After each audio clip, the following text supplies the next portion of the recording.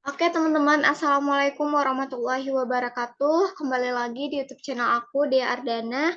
Di video kali ini aku bakal bahas soal seputar UMPTKIN tahun 2024, yaitu bagian literasi keislaman submateri, yaitu fikih. Nah teman-teman yang bingung apa aja materi-materi UMPTKIN, silahkan subscribe channel ini karena teman-teman akan menemukan berbagai macam soal seputar UMPTKIN tahun 2024. Dan teman-teman jangan lupa follow Instagram Ambis PTKIN, karena di sana banyak banget informasi seputar tryout gratis dan juga informasi-informasi seputar UMPTKIN. Dan juga bagi teman-teman yang pengen gabung di grup pejuang UMPTKIN 2024, silahkan klik link yang ada di deskripsi video ini, karena di sana ada link grup dan juga link chat untuk bisa komunikasi dengan admin. Nah, teman-teman bisa langsung klik link tersebut. Oke, langsung aja kita bahas seputar literasi keislaman bagian fikih. Untuk soal pertama, teman-teman. Untuk soal pertama di sini soal tentang zakat. Salah satu cara untuk menjawab soal adalah teman-teman baca dulu pertanyaannya terlebih dahulu. Nah, di sini aku coba baca ya, teman-teman. Bagaimana pandangan Anda dari segi hukum Islam terhadap fakta tersebut? Nah, faktanya yang mana? Yang ini, teman-teman. Coba kita baca. Abbas adalah seorang dosen di sebuah perguruan tinggi negeri. Setiap bulan dia mendapat gaji yang sudah dipotong 15% untuk pajak dan 2,5% untuk zakat profesi. Bagaimana pandangan Anda dari segi hukum Islam terhadap fakta tersebut? Oke, jadi Abbas ini adalah seorang pekerja ya, teman-teman, profesinya sebagai dosen. Nah, setiap bulan 15% udah dipotong untuk bayar pajak. Nah, 2,5% juga udah dipotong untuk zakat profesi. Nah, bagaimana pandangan kita? Coba kita lihat opsi A. Opsi A, Abbas diperbolehkan memilih antara mengeluarkan zakat setiap kali menerima gaji atau gajinya dipotong pajak. Nah, pernyataan ini kurang tepat, teman-teman. Kenapa? Karena kita sebagai manusia pasti ada kewajiban kita terhadap negara dan juga ada kewajiban kita terhadap hukum agama gitu, agama Islam gitu, yaitu membayar zakat profesi ketika sudah mencapai nisab yang telah ditentukan oleh ajaran agama kita, yaitu 2,5%. Oke, coba kita lihat yang B.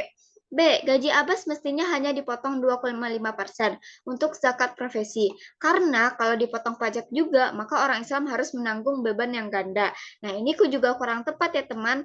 Kenapa? Karena ya zakat profesi emang harus kita wajib bayar. Ini udah sesuai, tapi dia di sini tidak melakukan kewajiban terhadap pemerintah, yaitu membayar pajak. Nah, yang C coba kita lihat, teman-teman. Gaji Abbas tidak perlu dipotong 2,5% untuk zakat profesi karena sudah dipotong pajak dalam kadar yang lebih besar daripada kadar zakat profesi yang wajib dibayarnya. Nah, ini juga salah ya, teman-teman, karena dia tidak mengeluarkan zakatnya padahal dia profesinya udah mencapai nisab. Makanya dia wajib mengeluarkan zakat profesinya. Kemudian kita cek yang D. Dua potongan tersebut sudah benar.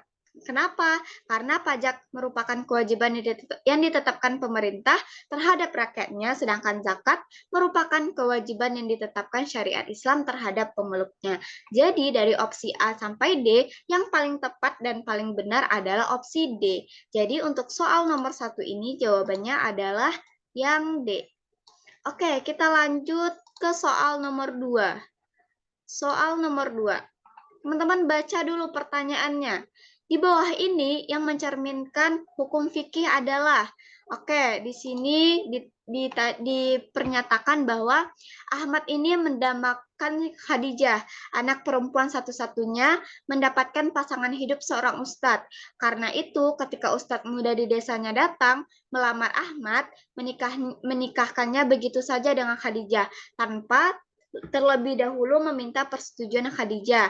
Di bawah ini yang mencerminkan hukum fikih adalah, nah teman-teman harus tahu dulu syarat sah suatu perkawinan itu apa. Yang pertama itu pastinya tidak ada paksaan nih dari suami ataupun dari calon istri. Maksudnya dari si Ahmad ini juga nggak ada paksaan untuk menikah. Terus Khadijah juga nggak ada paksaan.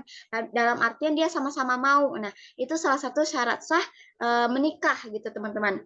Oke, setelah teman-teman tahu syarat sah menikah, teman-teman lihat di opsi. Yang pertama, akad nikah tersebut tidak sah karena dilangsungkan tanpa persetujuan Khadijah. Oke, coba kita cross check dulu ya, teman-teman. Kita pegang dulu opsi A. Kemudian yang B. akad nikah tersebut tidak sah karena Khadijah tidak cinta pada pasangan pilihan ayahnya. Nah, ini kurang tepat ya teman-teman. Kenapa? Karena di sini tidak diceritakan bahwa Khadijah ini nggak suka gitu.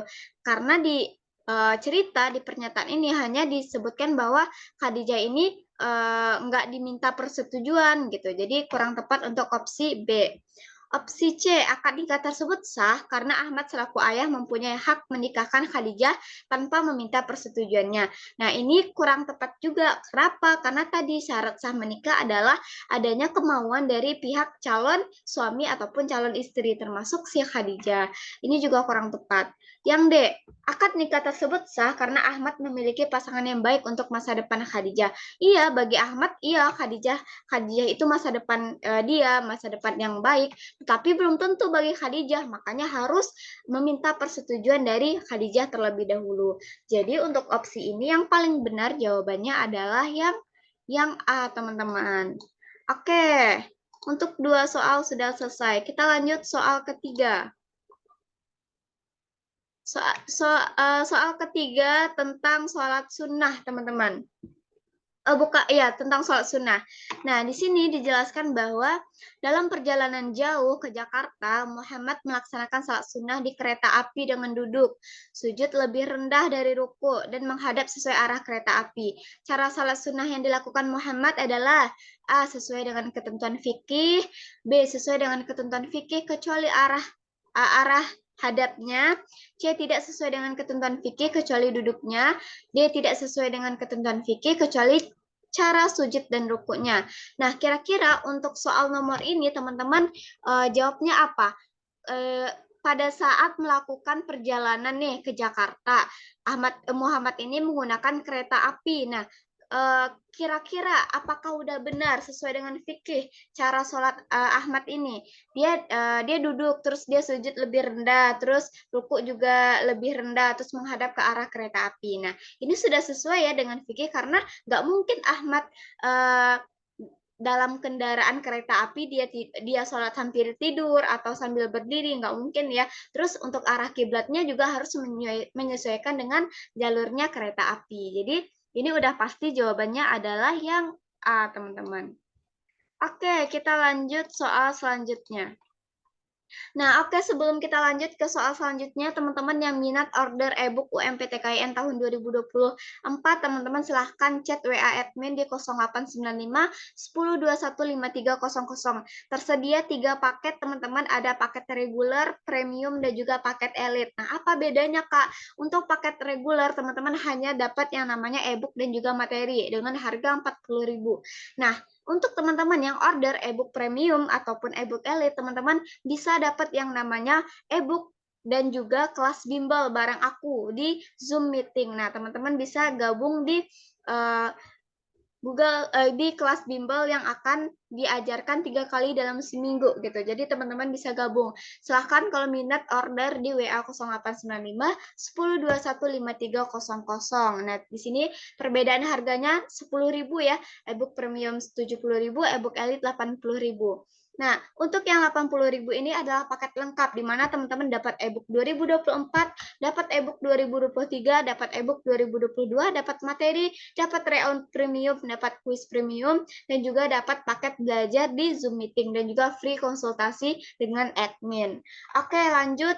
Kalau teman-teman misalnya nggak minat nih beli e-booknya, pengennya cuma ikut kelas bimbel, nah teman-teman silahkan WA juga di 0895 1021 5300 dengan biaya hanya 30.000, teman-teman udah bisa ikut kelas bimbel. Nah, apa aja benefitnya? Teman-teman bisa ikut 3 kali pertemuan dalam seminggu, disediakan materi berupa PPT oleh mentor, kemudian ada bank soal, kemudian ada tryout premium, dan juga kelas bimbel ini dilaksanakan sampai hari pelaksanaan UMPTKIN 2024. Dan juga bagi teman-teman yang telat atau nggak bisa hadir pada saat kelas Zoom, ada yang namanya video rekaman ulang. Jadi teman-teman tidak akan tertinggal.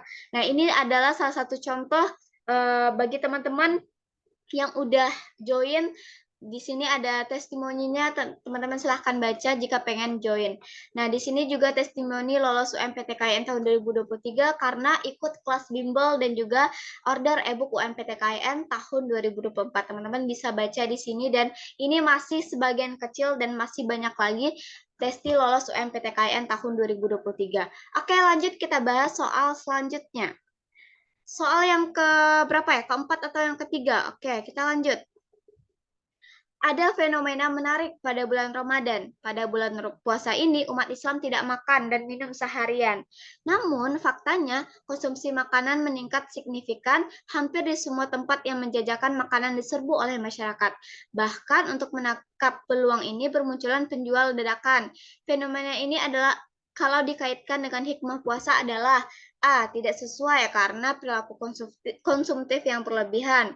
B. Sesuai karena merupakan bentuk berbagi dengan sesama. C. Tidak sesuai karena tidak mencerminkan pengandalian diri. D. Sesuai karena selayaknya merayakan keberhasilan puasa. Apa teman-teman? Apa yang kurang tepat? Nah, di sini dijelaskan bahwasanya pada bulan puasa ini umat Islam tidak makan minum. Namun faktanya konsumsi makanan meningkat signifikan. Berarti di sini banyak nih umat Islam yang mengkonsumsi makanan secara meningkat gitu, signifikan gitu. Hampir di semua tempat yang menjajakan makanan diserbu oleh masyarakat. Nah, di sini yang kurang fenomena ini dikaitkan dengan hikmah puasa adalah yang apa teman-teman? Yang A ya teman-teman tidak sesuai karena perilaku konsumtif yang berlebihan gitu. Jadi walaupun kita udah menahan dari pagi sampai sore sampai buka puasa, tetap aja kita harus minimalisir konsumsi yang kita makan gitu agar tidak berlebihan. Oke, kita lanjut soal selanjutnya. Di sini, oke, udah selesai di soal terakhir. Oke, teman-teman, itu soal fikih part 1. Untuk teman-teman yang mau gabung, silahkan gabung di grup. Dan juga teman-teman yang pengen tahu informasi seputar kelas bimbel, order ebook, ataupun kegiatan-kegiatan yang ada di Ambis PTKIN, silahkan follow Instagram Ambis PTKIN. Next, bahas soal apa lagi, teman-teman silahkan komen. Semoga bermanfaat video pada kesempatan kali ini. Sekian dari aku. Assalamualaikum warahmatullahi wabarakatuh. Dadah.